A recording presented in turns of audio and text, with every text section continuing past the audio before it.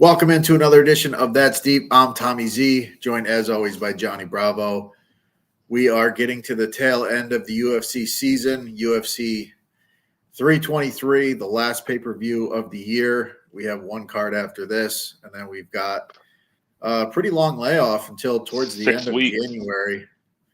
6 weeks long. Yeah, man, it's been a good year, fun year. Yeah, I mean, it's nice to have a little break coming up. We had a nice break last week, which was nice. But, probably 2-3 weeks down the road, we're going to be missing it. So, but we've got a couple cards to break down, and 232 is a pretty solid one. Johnny, how you feeling tonight? How you feeling about this card?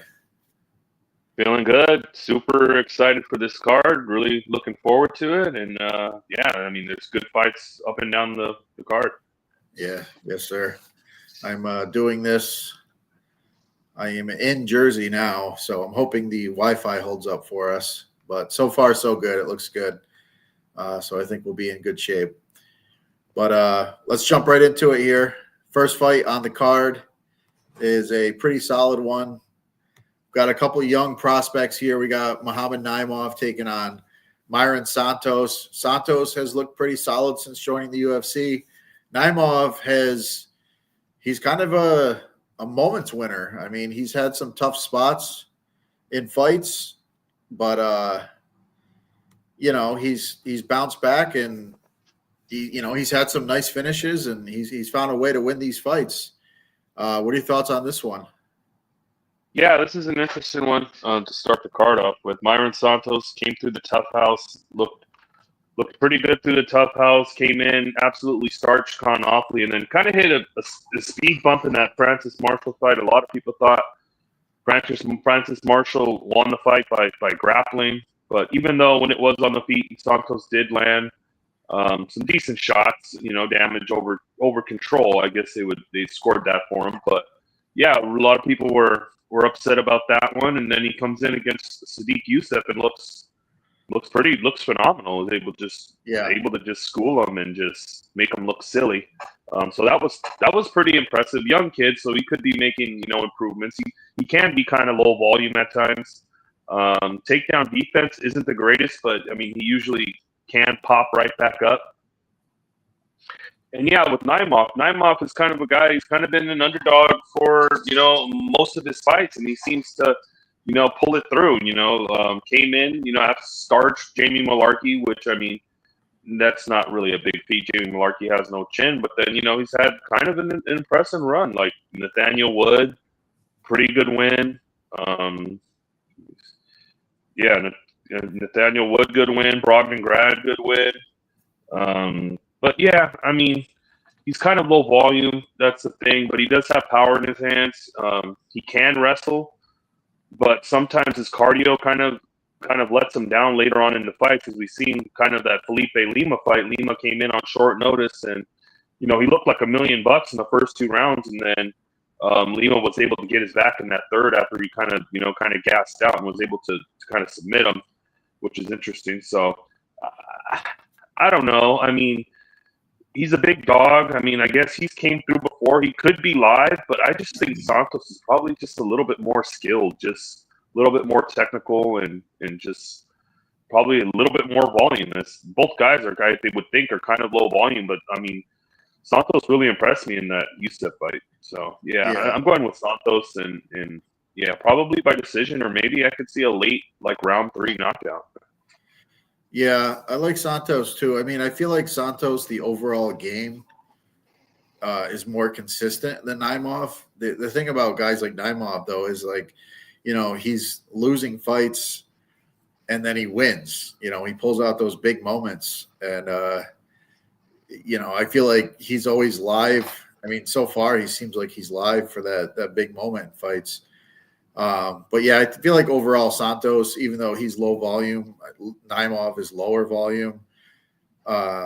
Overall, Santos to me feels like the more solid, bell-to-bell type fighter.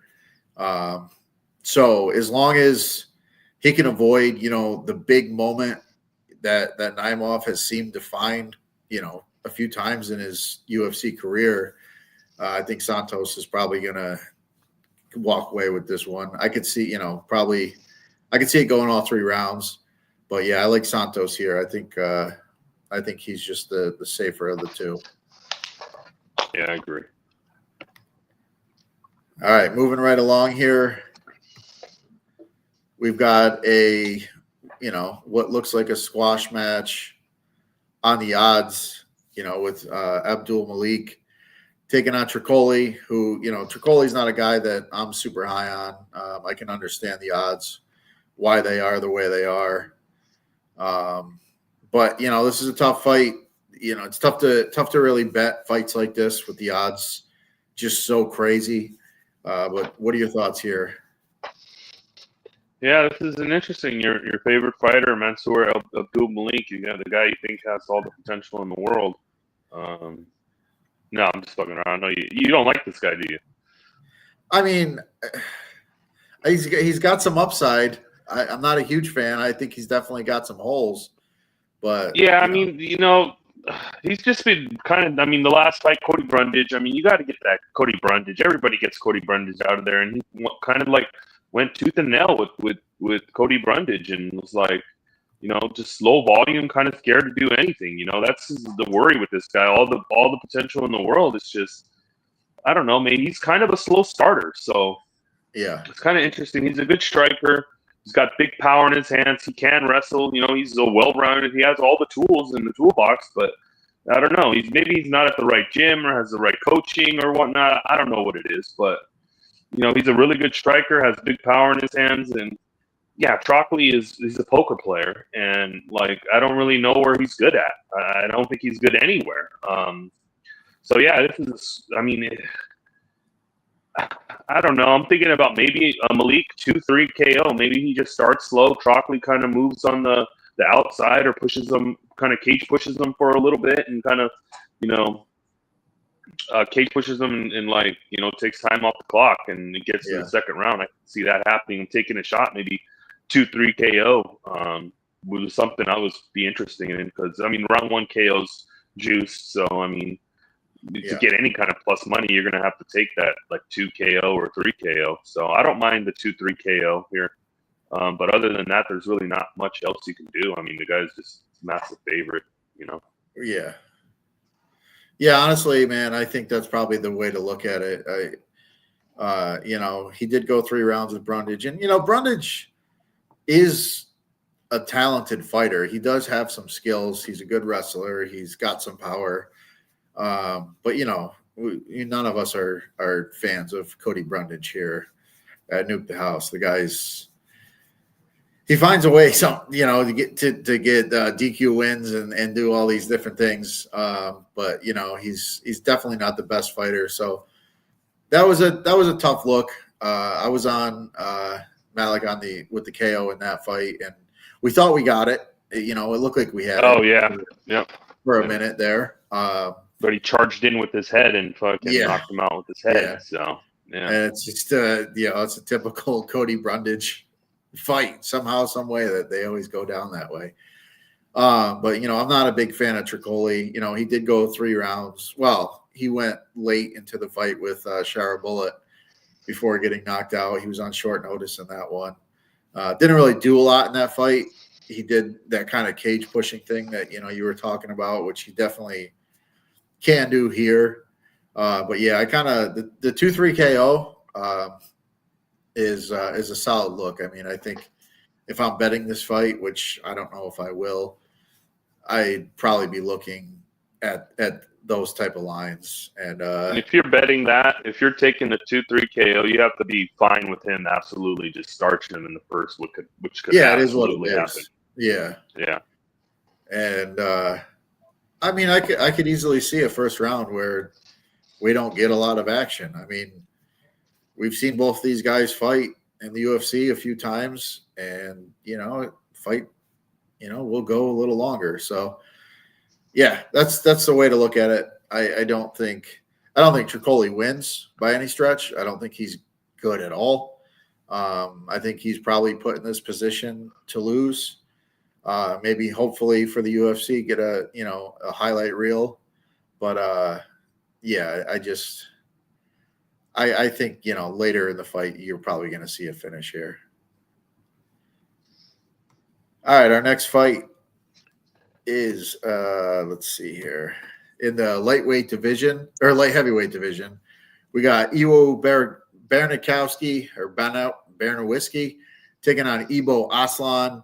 Aslan, another guy that, you know, I'm not a big fan of here. Iwo is making his debut here. You know, I can't say too much good about Aslan. What are your thoughts on this one? Yeah, Iwu looks pretty good. I mean, I was against him in his Contender Series fight against this big Brazilian powerhouse, and you know, he absolutely just deaded him with one punch, which was I mean, it's kind of surprising. Yeah, I mean, he's got, you know, big power in his hands. You know, he's a decent striker, good grappling, good takedowns. You know, when he gets you down, he just smashes you, and you know, he has good submissions. I mean, he looks like a pretty dangerous guy. Yeah, I mean, he looks pretty decent from what I see. And Evo, I mean, like, this guy is, I don't know. He's a good striker. He's got big power in his hands. He doesn't have the best, you know, fight IQ. Like we've seen in his Billy Elicana fight. I mean, he absolutely threw no volume. He just stared at him pretty much. I think he only landed like 30-something strikes in that fight, which is just an absolutely, you know, dreadful performance. You know, and before that, Kudalaba was able to take him down and just easily submit him, which is interesting because Kudalaba has never had a sub before, and that was Kudalaba's first sub. And, you know, yeah, he came in and he had a decent win against, Rapio Cachoeira? That dude sucks. Yeah, and fucking, you know, Anton Turcali, who's not even in the UFC anymore. So, yeah, it's like, man, I think Iwu probably just takes him down and just either ground and pounds them or subs them. I could see him subbing him here. I think his ground game is pretty decent. So, yeah, I think the hole in Ebo's game is that takedown. He can't be taken down. We've seen it before. I think this guy just absolutely takes him down and beats him down. I like Iwo here. I can't get behind Ebo. But he can land the big punch. He does have power in his hands. So if he does connect with this guy being his debut, I mean, it wouldn't surprise me. So I like violence here, probably an under. And I like Iwu inside the distance. Yeah, I agree. I mean, I'm like I said, I'm not a big fan of Ebo. I don't think he really offers too much. I think Iwu probably gets him out of there at some point. Yeah, that's pretty much the breakdown for me on that one. The next fight we have is in the lightweight division. My hotel Wi-Fi is screwing this one up, so I don't have a graphic. But we've got Jalen Turner taking on Edson Barbosa. Turner returning from retirement. Kind of interesting here. He's a pretty sizable favorite against Barbosa. Barbosa, second fight at 155 after, you know, spending a good amount of time at 45. He's moved back up. This is his second fight as, you know, moving back up to 155. Had a pretty decent fight against Jakar Close. Ended up losing that one. This fight to me is interesting because I don't know where Turner's at. I mean, the guy's got all the talent in the world. He's big. He's strong. But what are your thoughts coming into this one? Yeah, Jalen Turner, you know, coming back out of retirement, had all the potential in the world. I mean, he's got the skills, the size. He's 6'3" in this weight class. So, I mean, he's massive here. There's just question marks about his heart and where he's at. Like we've seen in the Ignacio Barmontes fight, he pretty much just like gave away that choke and tapped, which was kind of just gave up there. Yeah. You know, and you know, it's the Moicano fight. You know, he dropped Moicano, rocked him, had him finish, pulled back, you know, and then, you know, ends up getting finished himself. But, you know, after that, before that, I mean, kind of was shook in there from the Bobby Green fight. He absolutely just murdered Bobby Green, which was pretty crazy. One of the craziest non-late stoppages I think we've seen in a while. He's got all the skills. He's got big power in his hands. I mean, he can grapple. It's just the cardio too. He does slow down when he wrestles. He does slow down later in fights, as we've seen in that Dan Hooker fight. He slowed down massively after almost finishing Dan Hooker in the first round.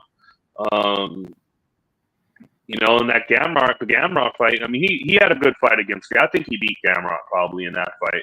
It was a close one. Yeah, I agree. Yeah. Yeah, I think he beat Gamrot. So, I mean, the guy's got the skills. It's like, where's he at? I watched, his interview. He had an interview with Helwani, I think it was a couple weeks ago or a week ago. He was talking, and he seems to be in a pretty decent headspace. I don't know. He seems like he's pretty locked in. He's been training with Ian Gary, so that's interesting. Yeah, and then Barbosa. I mean, I don't know what to make of this guy. This guy is getting wobbled by Drakkar Klose. I mean, this guy is taking infinite amounts of damage in fights. He's always in wars. He's 39 years old. It's Lerone Murphy put a beating on him pretty badly. Drakkar Klose beat him down pillar to post, and then he had it's this guy. I don't know. He's a good striker. He's pretty decent. Barbosa is just too old, man. I think he might be washed. That's my concern about Barbosa, and this is kind of a tricky one, but I don't know. I'm going to think Turner gets him out of there and gets him out of there probably early. He finds that button. I mean, if Drakkar Klose is wobbling you all around the cage and hurting you, then I think if Turner lands early, he can put him away. But if this fight gets extended, I think Barbosa could definitely be live and maybe a live betting opportunity after he gets smashed in the first. Yeah, I mean, I kind of see the fight the same way. I kind of like Barbosa here just because, I do worry about the early first round finish because Turner definitely has that ability. And we've seen Barbosa get finished a good amount in the past, and we did see him get wobbled in that close fight. But the difference between the two for me is when the fight gets gritty and dirty, I think Barbosa wins it more times than not. I think there could be a point in this fight where Turner looks for the door. I mean, we saw it in the last fight. He even admitted, he said, I didn't even try to fight the choke. I had no ambition, and that's not a great sign. So I don't mind the Turner early finish props, early knockout props, but I kind of like Barbosa here as a 2-1 underdog. And I feel like you're probably pretty safe if you like Barbosa to wait and bet it after the first round, see what the first round looks like. But the longer this fight goes, man, I think Barbosa has that heart. He's a Brazilian fighter. These guys don't really have any quit in them. And I just question where Jalen Turner's at right now. I mean, you can say all the right things, but a couple heavy leg kicks early and, your mindset could switch off pretty quick. So, well, he said in the interview, win or lose, he's still going to keep fighting. So this, we'll see. It's just tough to see a guy that just quit. I mean, he legitimately didn't try to escape that triangle in that fight, which is crazy. I mean, I think I had bet Turner in that fight. That's a really tough look. So we'll see. I mean, personally, I think this is a fight where betting Jalen Turner first round props probably you probably get a good shot there. But I like Barbosa. I think if he doesn't get finished early, I think he wins this fight. So either, if you can bet him pre-flop, bet him pre-flop. But if you want to wait, see what happens, see what that first round looks like. But officially, I'm going to go with Barbosa because two guys that, there's some question marks on. One, is older, and one I question his heart. I'm going to go with the guy that I trust his heart a little bit more. So I'm going to go with Barbosa as an official play. But, I mean, this is definitely a, first round Turner type look. And then live bet Barbosa, I feel like is a pretty solid way to go. If Turner takes him out quick, I will not be surprised. But yeah, officially, I'm going to roll with Barbosa just because I can't trust Jalen Turner at this point. Even if he does hurt him, like in the Moicano fight, God only knows, how he reacts. He may not jump on him. So, but yeah, so Barbosa is my first dog play on the card, and it's a bit of a narrative play. And I know he's older, but we'll see. We'll see how it plays out. But definitely, if this fight goes longer, Barbosa, I think I'd probably be clicking the button as a live play. All right, moving right along to another fighter who you kind of question where he's at. We got a middleweight fight, Marvin Vettori taking on Bruno Ferreira. Vettori, he's another guy that he's kind of looked a little bit stagnant recently. He's got all the talent in the world. He's was one of the best middleweight fighters for a long time. And you always think that, he's got a shot. Taking on Ferreira, who's, big power, strong guy, kind of, maybe a little bit questionable cardio, but he's shown in some recent fights that he's got, some better cardio than what I thought originally. But another one where, to me, it's kind of where is Marvin Vettori at in his career? What are your thoughts here? Yeah, this is a tough one, man. Initially, first when I thought, Ferreira, but then it's like I'm back and forth on this one. Marvin, we know what he's going to bring. He's got good cardio. He's got a big blockhead, granite chin. I mean, nobody's ever cracked his chin. He's never been knocked out.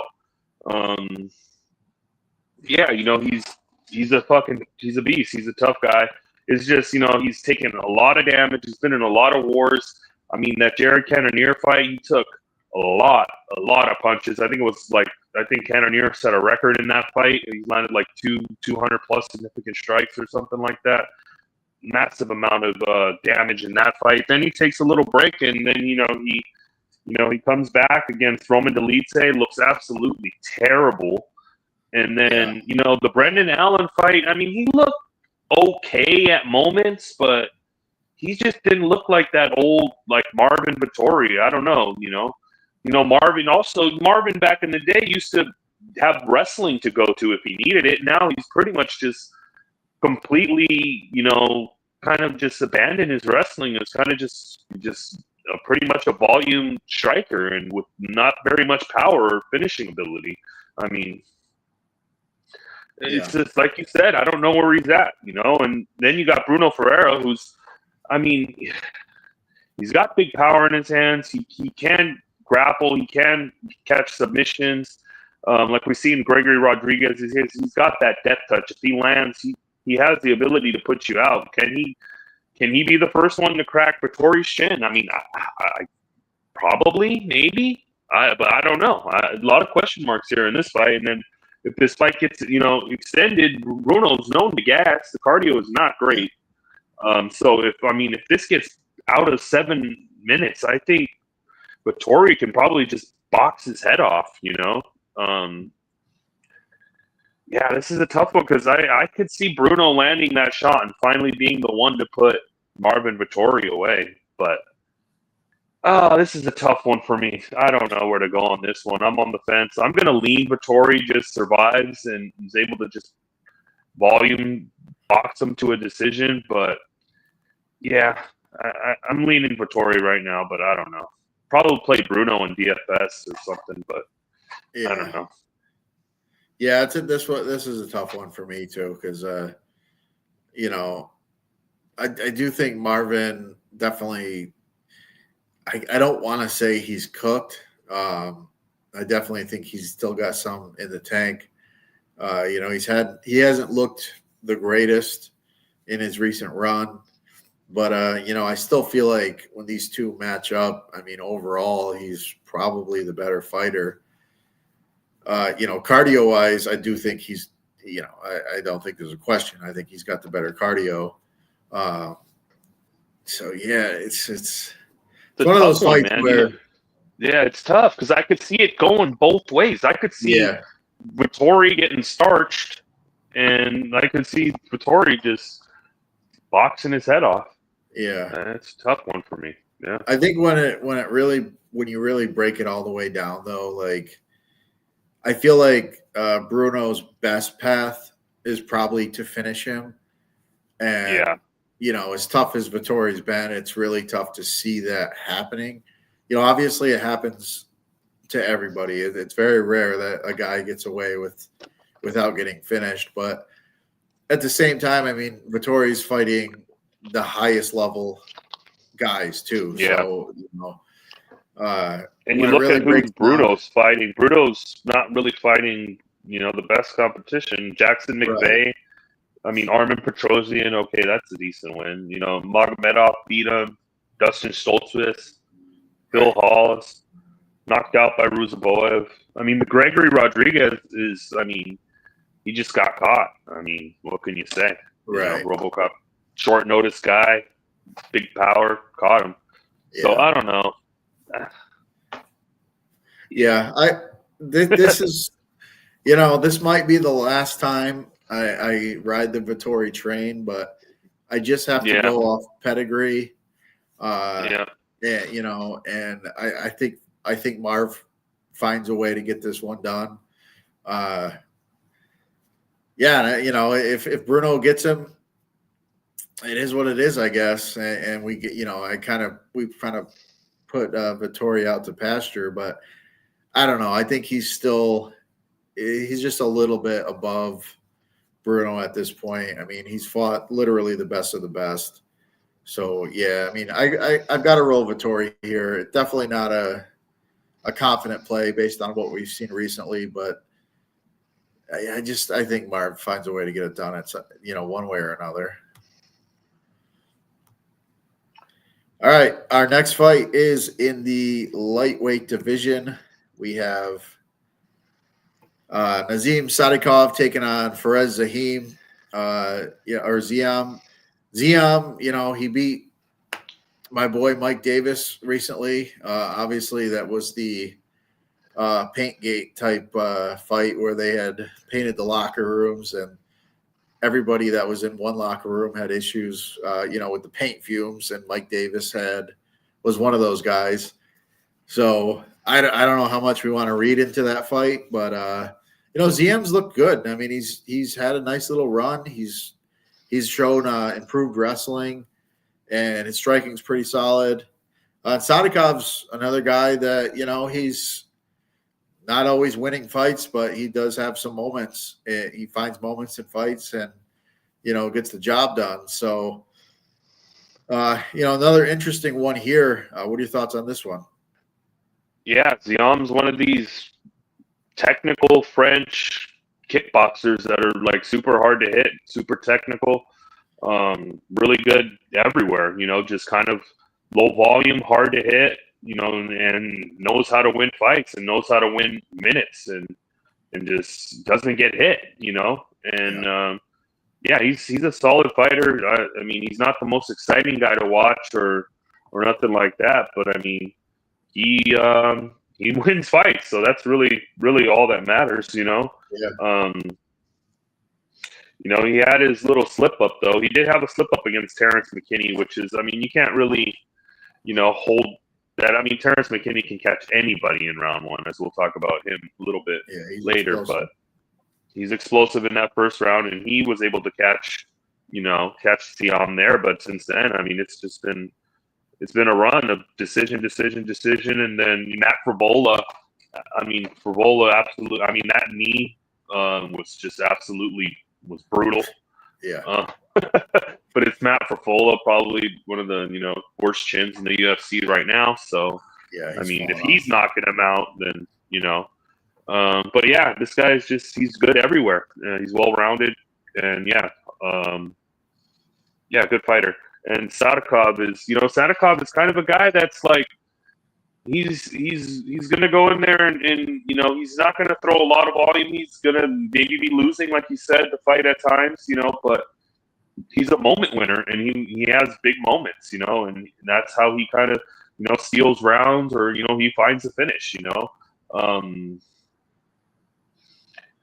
that's the worry, because he's gonna probably be low volume here and look for that moment. That's what concerns me. He can wrestle too. He has some decent wrestling, Sadikov, but he doesn't really use it too much. He kind of wants to go in there and go to war and land his big shots. But I don't know if Ziam's going to be in the pocket too long for him to be able to land those big shots. This guy knows how to win minutes, and he knows how to stay safe and not get hit. So that's my worry. I mean, Sadikov can always catch him and put him away, as anybody can be caught, we've seen, But, yeah, I think Ziam is just way too technical, way too, skilled, and just stays on the outside, probably pops him with the jab for 3 rounds and probably wins a boring decision. But, yeah, I mean, Sadikov just has to catch him and put him away. I think Sadikov's condition of winning is probably inside the distance. I find it hard for him to win a decision against Ziam. Yeah. So, yeah, my pick for me is Ziam. So. Yeah. Same. I just think Ziam's the more over from, a 15-minute fight. He's the more technical, skilled guy. He's able to win minutes over moments. And it's tough with these guys that are able to find the big moments to bet against them, because you think they're dead after 2 rounds and they somehow find a way to come through. But, I think Ziam, he's got good size. He's got good length. He's very disciplined. Overall skill set, I just think he's just got the better skill set, the more consistent skill set. And I just have to bet that way every time. The big moment happens, it happens. But, yeah, give me Ziam. I mean, for the most part, he avoids the big moments. Obviously the Terrence McKinney fight, happened. But, again, that's 3, almost 4 years ago. He got hurt early, taken down, got subbed. But, yeah, overall, I just think he's the more consistent of the two. And when it's all said and done, I have to go with the guy that I feel like is more consistent over 15 minutes. And that's for Ziam. All right, moving right along here. We've got another interesting one. If you're playing DFS, I probably would not play this fight because God only knows when it will get canceled. But we got Macy Barber taking on Karine Silva, women's flyweight bout. Macy Barber pulled out of her last fight, main event, an hour, 2 hours before the fight was supposed to happen, with seizures. She's had a lot of injuries and illnesses, very talented, but, health has not really been on her side. Taking on Karine Silva, who's, very skilled. She's very dangerous on the ground. She's got decent striking. But yeah, I mean, this one to me is a question mark. Is Macy Barber healthy? Is she going to make it to the fight? And if she does, we'll see where she's at. But what are your thoughts here? Yeah, this is another interesting one with a lot of question marks. Macy Barber, she called herself the future. She was going to be the youngest, women's champion, and just never really panned out for her. A lot of injuries, a lot of health problems. She's got all the skills. I mean, she's a decent striker. She's got decent for the division, decent power in her hand. She can crack. She's pretty tough too. Good, pretty okay takedown defense, pretty good takedown defense, and decent grappler. But yeah, she's got all the potential. It's just like, what is she? Is she gonna come in healthy? I thought, coming in healthy, she probably would have gave Blanchfield the run for her money, but then she kind of, passed out in the locker room, and before a fight had a seizure. It's really tough to tell what's going on with that. It's a rough weight cut as well. She's a big girl. She's got the enhancements on her chest, so that's like an extra, couple of pounds addition that now she has to cut extra. She probably wasn't thinking about that when she got that done while she was fighting. You got that, you're going to have to, that extra, pound and a half that's hard to get down. Now it's, 3.5, you know what I mean? So that's like, Yeah. That's a lot. That takes a toll on the body. These weight cuts are tough for these fighters. And Especially at this weight class, low, late low weight class. weight. Yeah. So she's got all the skills. It's just, is her health there? Is she locked in? Is she ready to go? I don't know. And then Karine Silva, she's pretty decent. She's got some decent striking on the feet. It's okay. She is a finisher, though. She gets it down to the ground. She's got really good grappling, really good submissions. I kind of thought, in her last fight, I was on Barbosa, and I think that decision was, I don't know, kind of a gift. I mean, she was out wrestled at moments, and I think Barbosa won that last fight. Yeah, and then the Araujo fight, she clearly lost that fight. So, before that, she was just absolutely running and slicing through and subbing all these girls. So, she's definitely dangerous on the mat. This is another tough one for me. I don't know where to land here. If Macy comes in healthy and ready, this is when I want to see the scales. I want to see how Macy looks on the scales, and if she looks pretty decent, I think Macy wins this fight pretty easily if she's healthy. But if she's not, and she looks depleted, or she looks out of it, then I think Silva can definitely win this fight. But a healthy Macy Barber, I'll have to bet her. So yeah, I like Macy here. Macy by decision. Yeah, I mean, I agree. I think the scales will tell us a lot.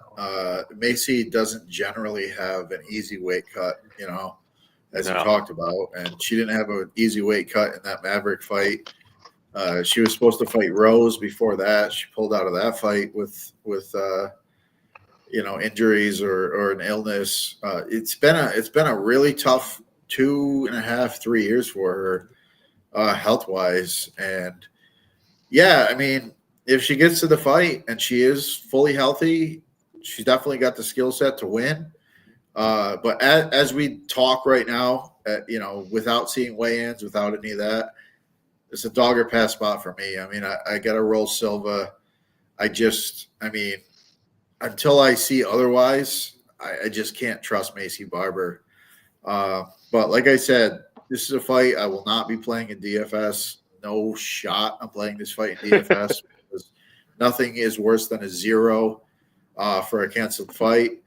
But, I guess if Macy looks good on the scales, that risk kind of goes away a little bit. But from what we've seen in recent history, she's gone through, she's had ACL surgery. She's had all kinds of, staph infections and other illnesses that really they never fully diagnosed what was really wrong with her. I just can't back Macy Barber. She's got all the skills, she's very good. But as we speak right now, like I said, it's a dog or pass spot. So I like Silva, and that could change looking at the scales, but for now, it's going to be Silva for me. All right, our next fight is a violence delight here. We got lightweight bout, Terrence McKinney taking on Chris Duncan. We just talked about McKinney. He's an absolute monster in the first round. He's a explosive guy. He's got really good wrestling. He's got really good striking. Cardio does not exist with this kid. Taking on Chris Duncan, who's a guy that I think you have as well, faded more times than we should have. We question his skills, but he is a guy that finds a way to get it done more often than not. He's tough as nails. He's dangerous. He's got very good submissions. He does have power. Obviously, this fight gets into the second round. It's probably not a Terrence McKinney fight, but first round is kind of up for grabs here. What are your thoughts on this one?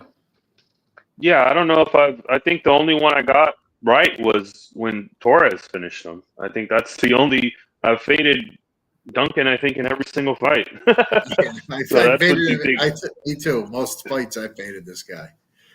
Yeah. So I mean, this is going to be an absolute car crash. This is every Terrence McKinney fight. He's going to come in. He's got good striking, really fast hands. He can wrestle. He gets you down. He's got good submissions. Yeah, it's just he's got like 3 minutes to do it, and if he doesn't do it in those 3-4 minutes, then he's pretty much cooked if it gets into round 2. So we've seen it many times before. You know, he'll look like $1,000 if he doesn't get that finish in round 1. He completely just gasses and falls apart.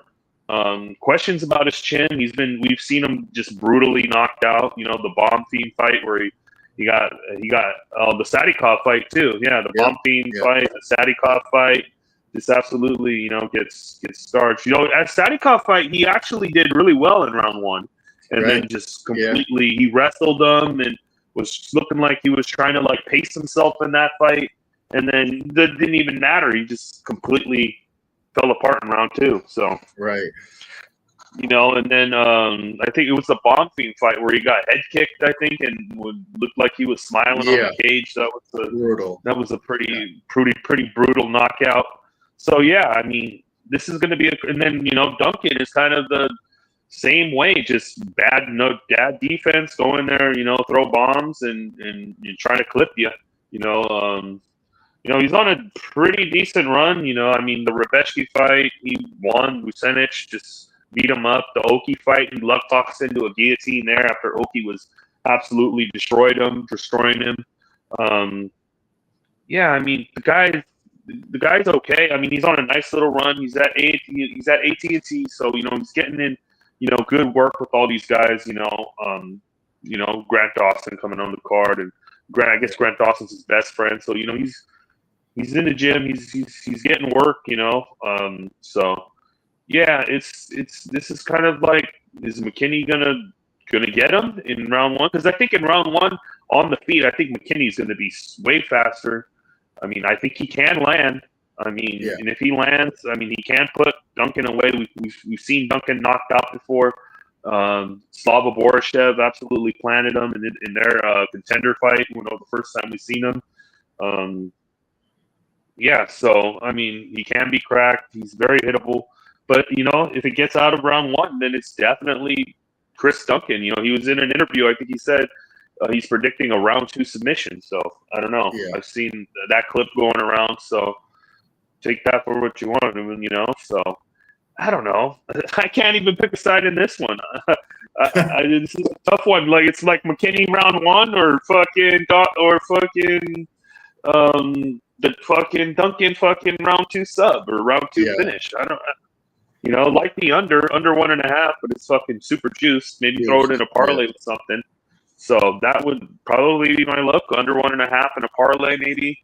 Fight doesn't start round 2 in a parlay, and maybe sprinkle McKinney round 1, and then if Duncan survives, maybe bet Duncan. You know, pretty much. I mean, yeah. So I'm gonna lean McKinney gets it done in the first round. He finds a breakthrough win here against a pretty decent contender, and yeah, give me Terrence McKinney, round 1.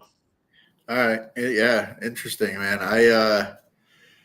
I kind of thought we were going to be on the same side here. I thought we were both going to be on Duncan because you know, we never are, and which was going to tell me that it's going to be McKinney all day.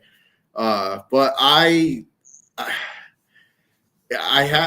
like Duncan here. I think the fact that he's talking about a second round submission tells me he's not going to get crazy in the first round because he kind of knows, hey, listen, you know, even if this guy paces himself, we know he's not great later in fights. So maybe Duncan comes out and plays it, you know, kind of coy in the first round and plays it safe. But yeah, I mean, the under 1.5, I think, is probably the safest bet that you could make. I'm going to be that's probably going to be my main bet. Is going to be the under 1.5. Yeah, because you just listen. If you're on the wrong side, who cares? It's more than likely ending early in the second round or before that. You know, because I think Duncan's got the power too. Duncan could put him out right away as well. So yeah, I mean, I've basically got the same read on this fight. My thought is that it's probably going to get into the second round. So I like Duncan because of that. But yeah, the under 1.5 to me is the the way to go. That's the way to start with this fight. And yeah, I mean, I like Duncan. If you're betting him inside the distance. Either guy. We talk about fights. There's no way this goes to decision, and then they do end up going to decision. But this fight, to me, I'm pretty confident is getting finished, and it's getting finished pretty early. So that's the safest play on the fight. I like Duncan. I'll roll Duncan. I've been burned enough by the guy. Maybe I'm on him now this time, and he burns me by getting just absolutely knocked out. But I will have the under 1.5 in a parlay, and if I'm on the wrong side, it's fine. But yeah, Duncan for me, I think he gets it done. But it's like you said, it's a car crash, and that's just. This is if you like violence, this is the type of fight you want to tune into. That's all I can say. Yeah, don't blink. Yes. All right, moving right along here. We've got another very interesting one here. We've got Grant Dawson taking on Manuel Torres, lightweight division. Grant Dawson, we know what he wants to do. He wants to get guys down. He wants to beat them up on the ground. He's got very strong wrestling. I do question his chin a little bit, but for the most part, he's shown that he knows how to win fights. He's got a great record because of it. He's very strong, good grappler. It's interesting because Torres he's got pretty good size. He's a really good striker, and he's got really good submissions. I mean, I think he's like 50-50 on his knockouts to submissions. He can submit you. He can knock you out. So he's dangerous everywhere. This is another one that's really interesting. I'm interested to see what you have to say on this one. Strange fight. What are your thoughts here? Yeah, this is kind of another kind of style clash fight. You got Manuel Loco Torres, who's an absolute fucking maniac in round one, and he's gonna fucking charge at you. He's gonna fucking throw big bombs, and he's gonna try to put you away. All of his wins, I think, come in round one, which is this guy does he's not there for a long time.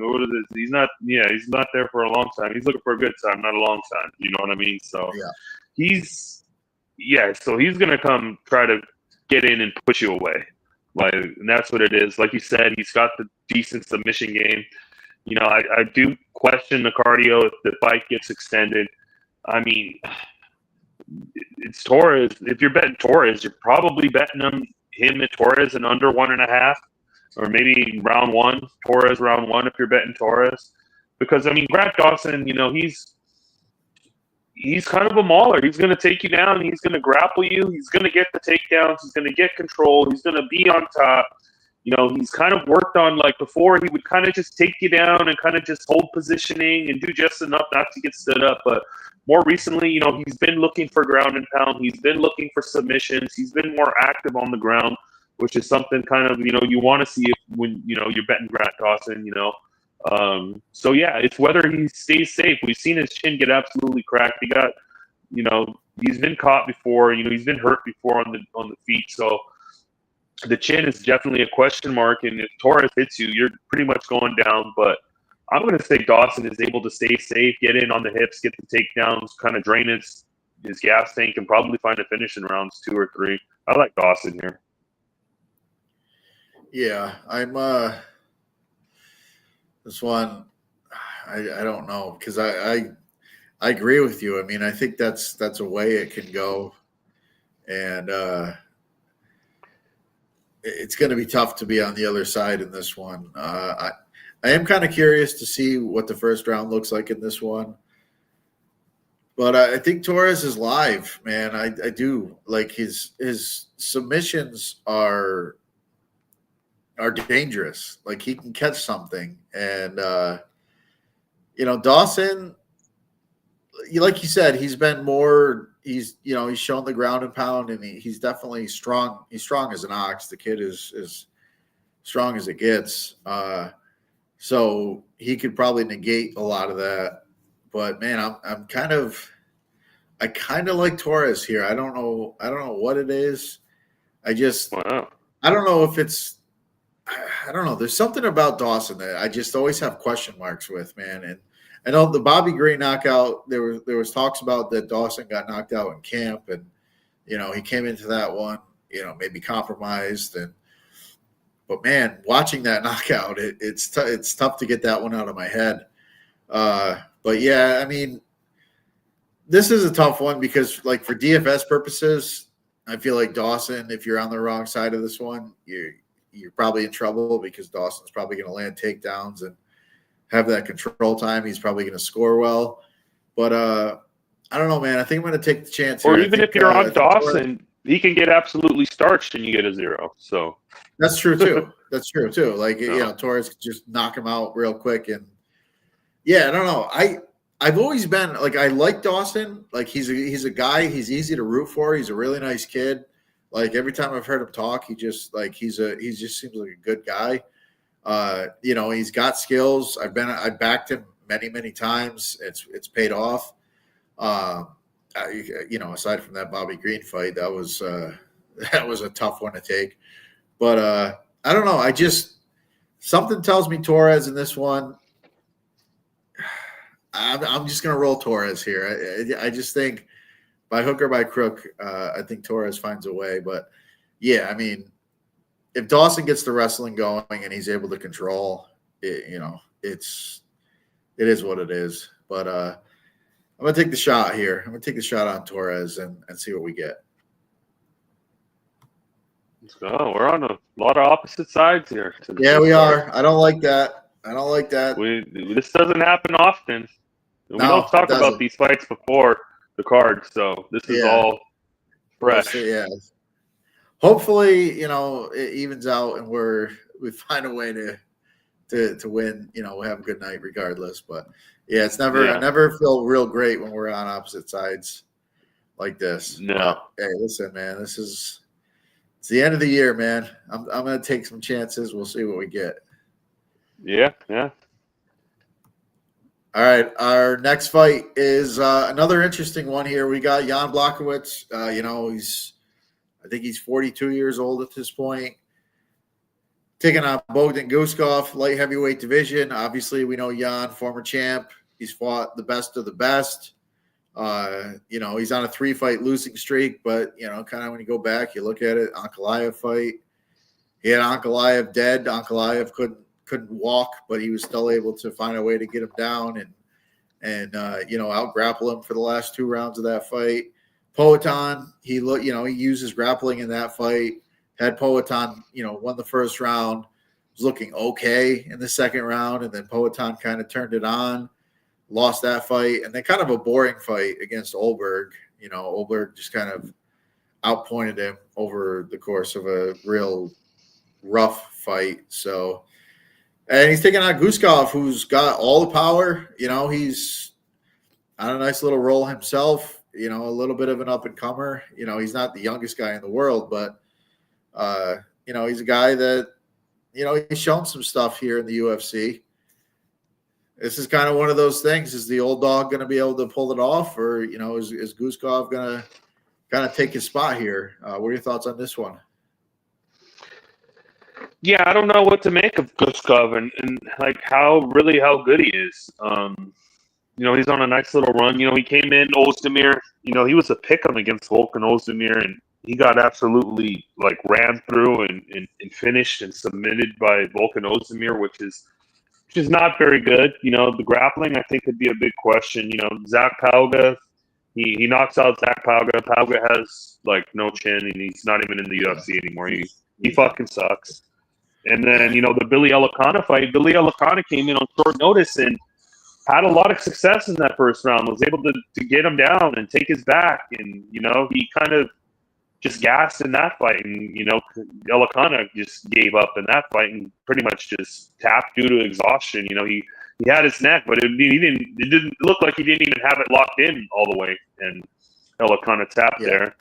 And, the Nikita Krylov, I mean, we've seen Nikita Krylov absolutely, he used to be a killer, and he's absolutely fell off a cliff and is probably in his wash and, has no durability. So, yeah, I mean, it's a nice little run. It's just I don't know how good this guy is. There's a lot of question marks. He's a pretty decent striker. He has okay power in his hands. I mean, it's just the level of competition is just I don't think it has been very good, and I just don't know where he matches up. And we got Yan coming in. You know, Yan, 42 years old, a lot of injury problems. You know, he looks old. You see him on the embeddeds. He looks like he's 58 years old. He looks really old, you know. But I mean, from what we've seen, he's still good. I mean, competitive, you know, decision against Olberg, low volume, kind of didn't really pull the trigger there. I don't know. Maybe he was injured in that fight and was kind of reluctant, really didn't do much in that fight.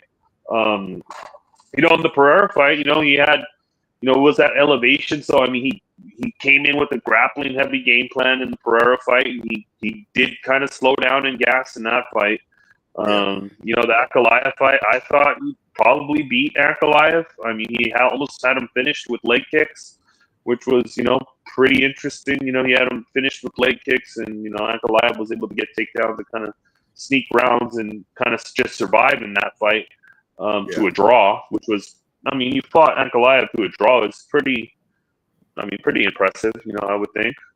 And, you know, it's just, you know, the Rakic fight, I mean, he was looking good in the Rakic fight, and then Rakic blew out his knee, and then the Glover fight, he gets tapped in that one. And when he had a neck injury, I don't know, he had a neck injury going into that one, and Glover grabbed the rear naked, and he just insta-tapped. So, yeah, I mean, Polish power, I mean, he's got all the skills. I mean, he's a good striker. He's definitely way better than Guskov everywhere. I think he could take Guskov down and you know, just dominate him on the ground. I think he's a better wrestler. I think he's a better striker. It's just the age, the injuries, you know, is he going to be a little bit slower this time?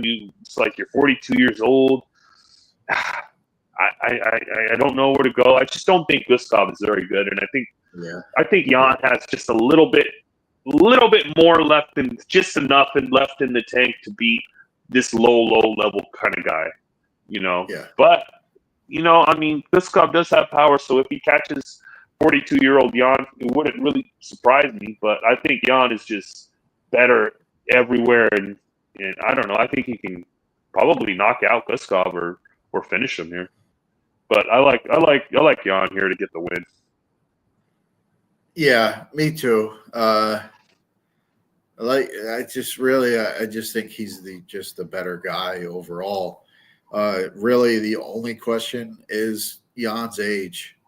You know, if this fight happened 2 years ago, Jan's minus 500 against this guy. Like, it's not even a close fight. So keep talking about to me. All right, yeah. To me, I feel like Yan, you know, as long as he's healthy and, you know, has a little bit left. You know, I don't think he's ever going to be, you know, the top. He's not beating top 5 guys anymore.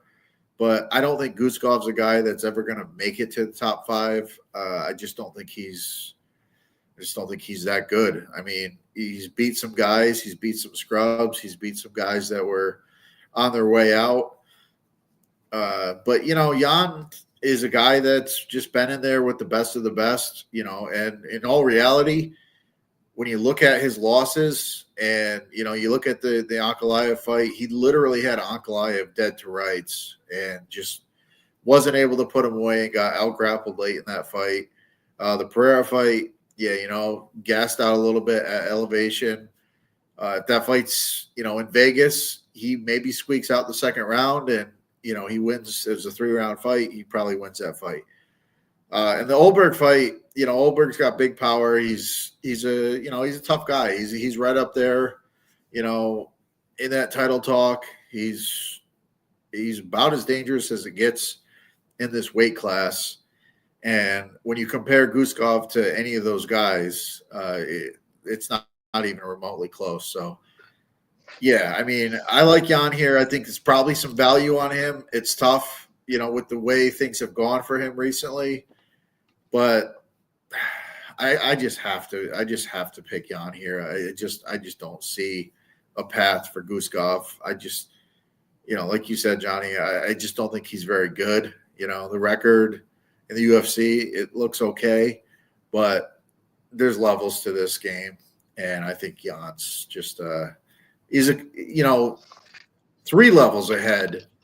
4 or 5 years ago, he's probably a level or 2 ahead still. So give me Jan in this one. Yeah. All right, moving right along. Another interesting one here. We've got a very young prospect who, set the world on fire and, had a setback, but came back. Peyton Talbot, he looked like $1 million. He's the next big thing. Got out grappled, got kind of exposed a little bit, lost his first fight in his career, and then, bounced back with a pretty solid win in his last fight. Taking on Henry Cejudo here, who's, if your wrestling's better, you're going to have to prove it here. You're Olympic gold medalist in Cejudo, guy that's, been a champion, Olympic gold medalist. And the interesting thing here for me with Cejudo is it's the first time he's fought twice in a year since I believe it was 2019.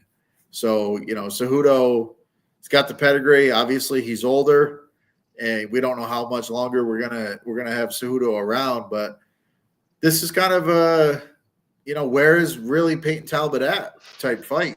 Talbot obviously very dangerous striker, but Cejudo, the kid, he's got the total package, man. This is a really interesting one here. What are your thoughts on this one? Yeah, it's Henry Cejudo retirement fight. So you never like to see that when a guy announces his retirement like pre-fight.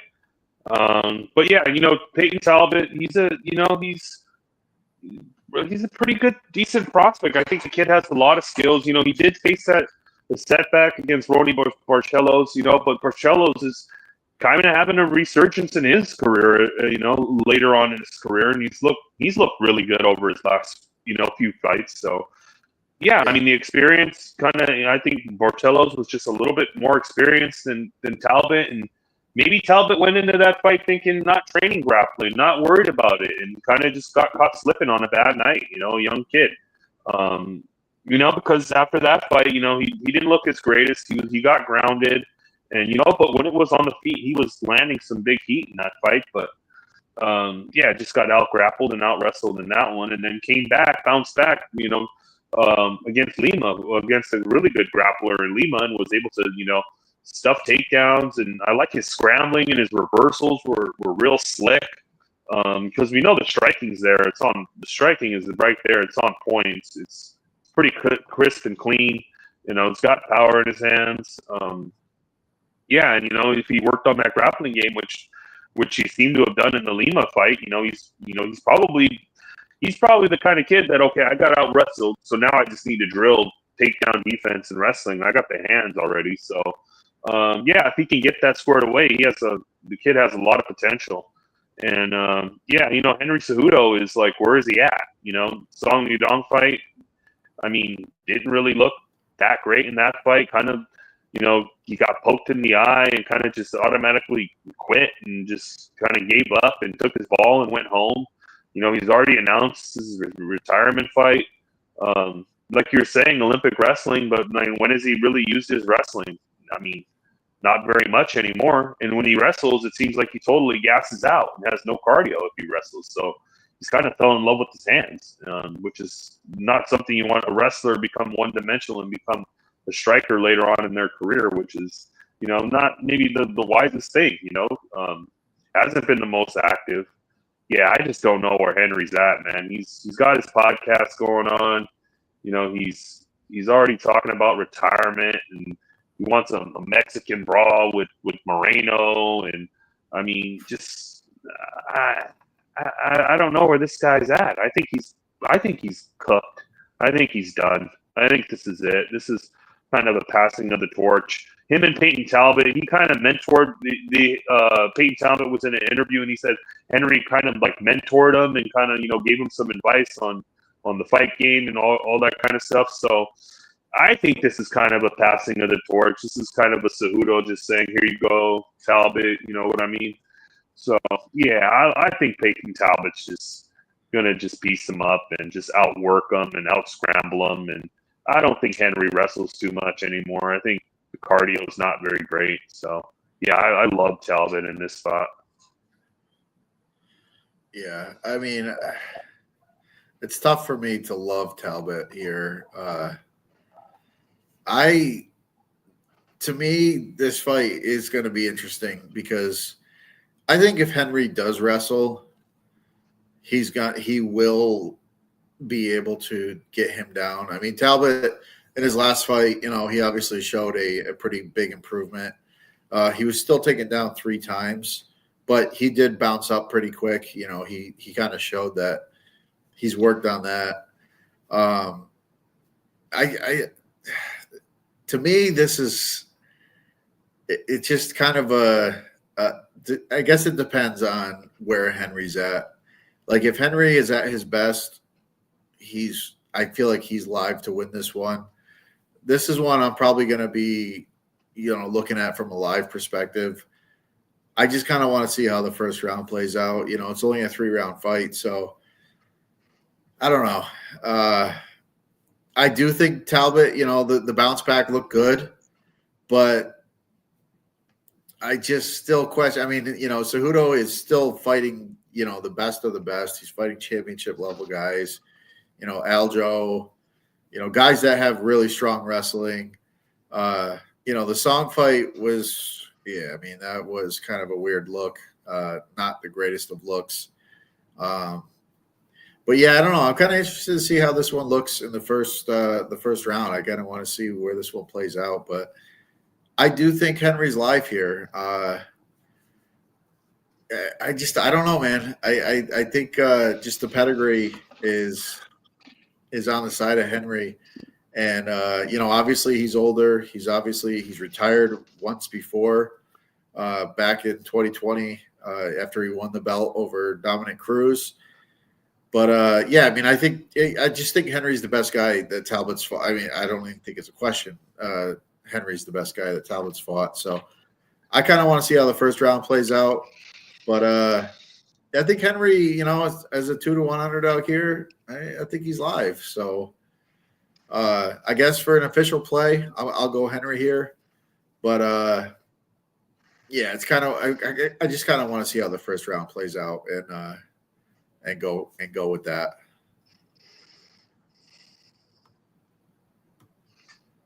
All right, moving right along here. We are getting to the end of the card. Got another great one here. Flyweight bout, Brandon Moreno, former champ, one of the best guys that this division's ever seen.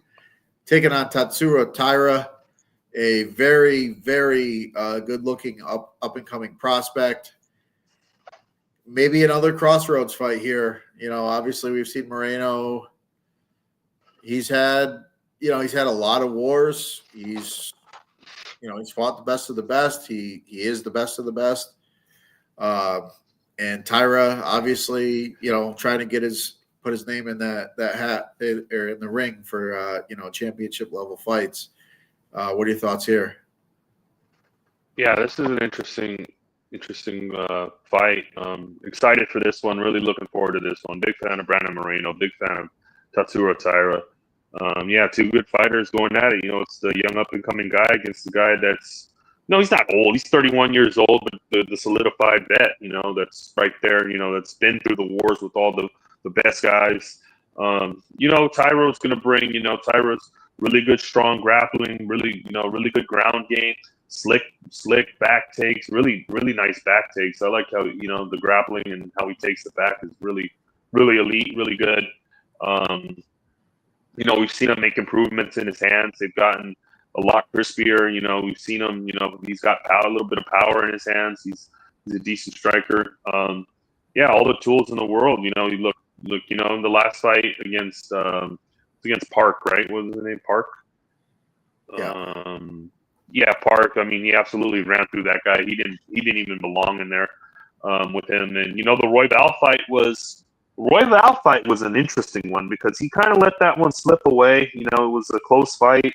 He had moments in that fight, but just Royval was just able to just kind of out-volume him and kind of just outwork him, and just put the pace on him and kind of he had his moments in that fight, but Royval really had a really solid game plan in that fight. But yeah, Tyra, we know what he's going to bring. Young up and coming kid, hungry kid, good grappling, and yeah, he's good. And Moreno, he had he was on his little run. He fought Figgy 4 times. He's went to war with Figgy, and then he had the fight with Pantoja, the war with Pantoja, and that was another close fight. Even though I do think Pantoja probably won it 3-2. Really, really great fight. I really liked in that fight how Moreno was able to kind of scramble out of the positions that Pantoja had him on the ground, and work his way up to the feet. He's got really good boxing, really good striking, good volume, good pressure. Not the best wrestler himself, but he can wrestle if need be. But I don't think in this kind of matchup, I don't think that's where he's going to want to take this one. So, yeah, and then, he went into the Royval fight. The Royval fight, he kind of just looked, he went through a lot of fights. And, before that Royval fight, it was all those 5-round fights, 5-round wars. He even talked about it, how he was kind of just like burnt out on fighting. And, he took that break. And then he came back, and he's had some, the Albazi performance was kind of a masterclass. And then, the Ursig fight, he kind of just did enough just to get the win. It wasn't the greatest performance, but he just was able to just outwork and just kind of beat Ursig in that fight. Ursig's a really good fighter too. So yeah, this is going to be interesting. Can Moreno scrabble and avoid, because if Tyra gets his back or something, that might just be the round, and he might not get out of that. He might not be able to scramble out of that, but I'm going to think Moreno here is just a vet. He's just got a little bit more, little bit better fight IQ. He's able to scramble out of positionings and kind of just outwork him on the feet and outbox him. Yeah, I like Moreno as a dog here. I don't know what the number is. I think it's still a dog. But yeah, I like Brandon Moreno here to get the win over Tyra. Yeah, I do too, man. I just think Moreno, he's been in there with the best grapplers. Pantoja, obviously, it doesn't really get much better than that at this division. He's got good striking. He's got good durability. He's got the cardio to go. I like Tyra. I think he's a kid that's got some upside, but even in that Alex Perez fight, like the first round, Perez kind of took it to him a little bit. Obviously, he was able to jump on his back and get that weird, TKO victory where he leaned off to the side and blew out Perez's knee. But to me, it just feels like Moreno is prepared for everything in the grappling, and on the feet, I just trust him more. I think he's been in there with the best strikers. He's been in there with power punchers, and he's found a way to get it done. And he's been around for a long time. You kind of feel like he seems like an older fighter, but he's really not. Wear and tear, maybe. He's maybe a little older than his age, but to me, Moreno is about as good as it gets, and I just think this is a bit of a levels fight here, and I think Moreno finds a way to get it done, and I don't think his run for title shots is over. I think he's got a shot to get back in the mix, and this will be a pretty good statement for him. So yeah, I like Moreno here as well. All right, we move right along. We get to our co-main event of the evening, our first title fight of the night, and this is a fun one, man. We got Joshua Van taking on Alexandre Pantoja for the flyweight title, same division we were just talking about. Obviously Pantoja has been doing his thing, man. He's had some close fights. He's had some close, 5-round decisions. He's walked through a couple guys. He's had a nice little run here as champion. And he's shown that it's going to be tough to get the belt off of him. Taking on Van, who's had a nice little run. You know, he's a high volume guy. He picks up his volume later in fights. Cardio is on point. Striking is really high level. Takes some damage, but, you know, he always comes forward, always putting damage on guys. He's shown that his grappling, you know, he's been taken down in the past, but he's able to scramble up. You know, he's a young kid. He just started fighting 6-7 years ago, and he's been on a rocket ship to get to this point. And, you know, he's shown that he belongs. What are your thoughts on this one? Yeah, this is the fight I'm kind of looking forward to here. I like both of these guys. These guys are, you know, these two guys are probably two of my favorite fighters here. You know, Pantoja, I mean, what can you say? The run he's on, it's just, I mean, he's looked absolutely amazing. He's just running through all these guys, making them, you know, look stupid. You know, ran through Kai Kara, ran through Kai Asakura, who probably didn't even deserve a title shot and didn't belong in there. Yeah. You know, the Ersteg fight now got a little dicey. He was on his way to losing that fight, and then Ersteg just did a stupid move, and he got reversed, and Pantoja won the fight. You know, that's, you know, it is what it is. He you know, he won that fight, but still, it was a close fight. And then, you know, the Brandon Royval fight, he kind of just did what he had to do in that fight. And, you know, the Moreno fight where he fought for the title, he went in there and he kind of just threw down and went to war. You know, that fight right there kind of like, you know, the striking is pretty decent. He's got good combinations. You know, the striking is on point. You know, decent power in his hands. He dropped Moreno in that fight, which was pretty impressive. Yeah, you know, probably the best back taker in all of combat sports. I mean, the guy gets to your back, it's pretty much over. He locks it in, and that's pretty much it. You know, he's dangerous rear naked choke. Yeah, super dangerous grappler. So yeah, it's just, you know, sometimes maybe the question would be the cardio. He tends to kind of but he's kind of the guys that kind of look tired, but kind of just always seem to just push through that tiredness. Yeah. Which is, I don't know, if this one gets extended, it's going to be a big question mark, because, you know, Van, Van, really crisp boxing, slick. I mean, watching this guy, like, his combination and his boxing is just other world. It's amazing. The quickness of the combinations, the body to the head, the speed, the volume, unlimited cardio. We've actually never seen him in like a 5-round fight. So he's kind of a builder, but more recently in his fights, he's kind of been starting off a little bit, you know, quicker in a lot more recent of his fights, because he would usually take off round 1, download data, and then just run through guys in rounds 2 or 3. You know, these last couple of fights, I've noticed he's been starting pretty fast. So that's something you'd like to see in a young kid, kind of, you know, advancing his game. You know, and like you said, he's got he's an okay, you know, he can't be taken down, but he kind of scrambles really well. He's hard to kind of hold down.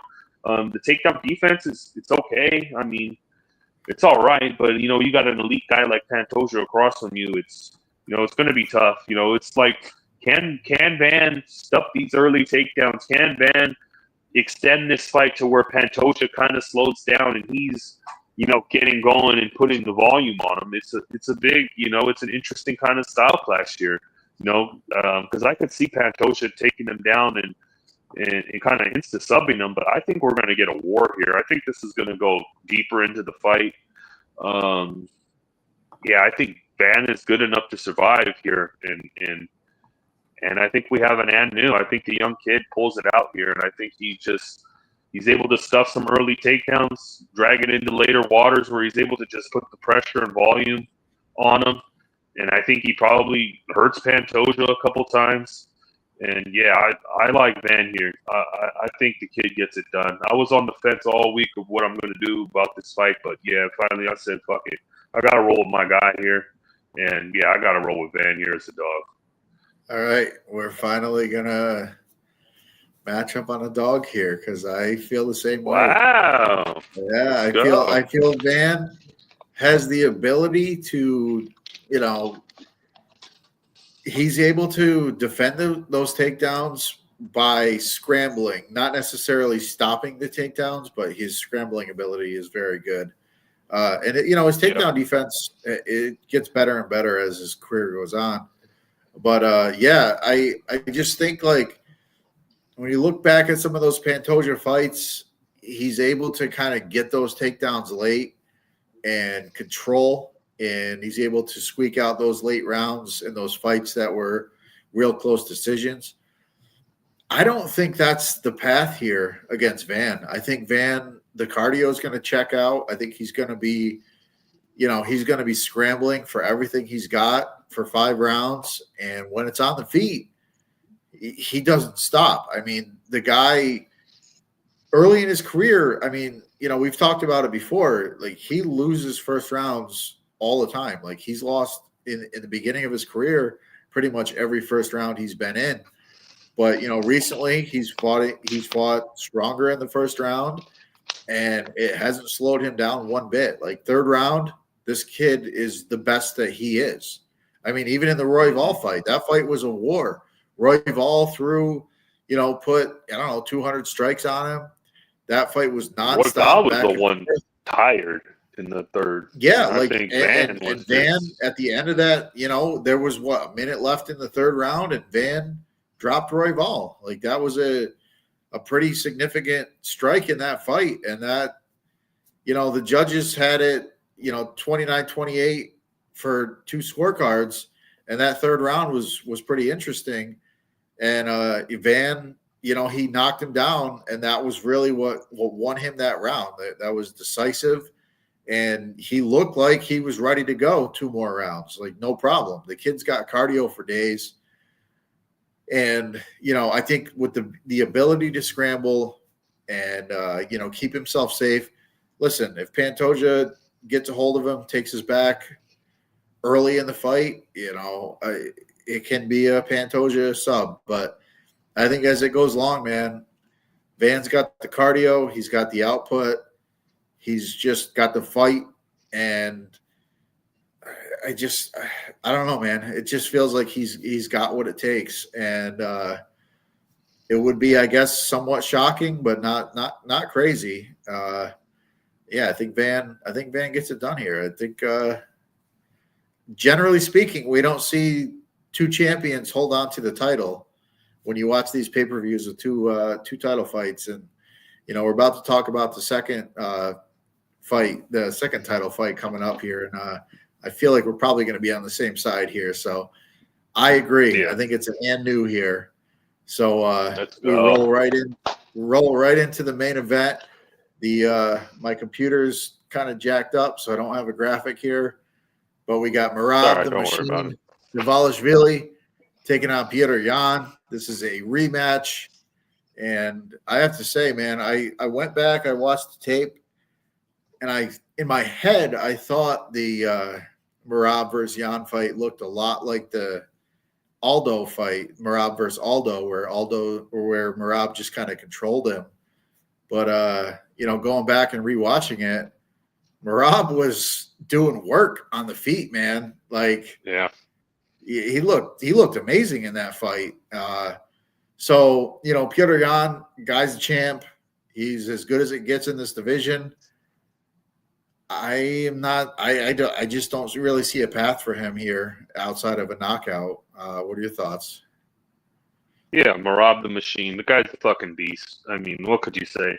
This is his 4th title defense in the year. I mean, he's just absolutely just running through everybody. He brings the cardio to pace. He's going to pressure. He's going to shoot 1,000 million takedowns. Like, he shot 50 takedowns, I think it was, in their first fight. It was 49, which is 49 crazy, takedowns. Dude. Like, I mean, I think that was just absolutely insane, the pace. And like you said, he put the volume on him. He was striking and putting volume on him. The thing that I'm going back and rewatching that is he took Yan down a lot, but he wasn't really able to hold him down. Right. That was the one thing. And he was kind of just blending the wrestling with his striking, which was really impressive, and kind of just, I mean, he won every round in that fight. It was a 50-45. you know, and Peter is, I mean, you know, Peter, you know, he's going to start slow. He always starts slow. He takes, you know, it's a 5-round fight, so he's probably going to take the first 2 rounds off. What adjustments can he make to beat Merab here outside of catching him? Right. I really don't know what he can really do here. You know what I mean? It's you know, Merab's got that pretty decent chin. You know, it's one of these days somebody's going to catch him, but I don't think it's going to be Petr Yan. I mean, I did see something concerning that I did see though in an interview.